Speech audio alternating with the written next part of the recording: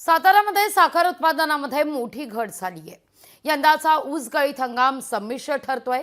गेल्या वर्षीच्या तुलनेत यंदा तब्बल 18 लाख या ठिकाणी उत्पादन झालेल्या 18 लाख क्विंटल इतकी मोठी घट झाली असल्याचं कळतंय। माफ करा, या सगळ्या संदर्भात आता प्रतिक्रिया सुद्धा उमटतायत, पाहूया।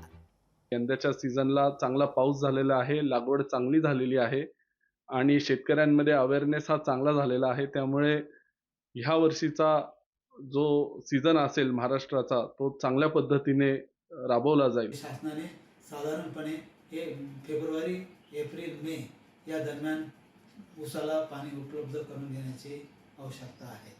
त्याचप्रमाणे साखरेचे दर हे शासनाने अशा प्रकारे निश्चित करावे की कारखान्यांना FRP देणं सोयीस्कर होईल, सुलभ होईल। लोकशाही मराठी ऐका, पहा, जागरूक रहा।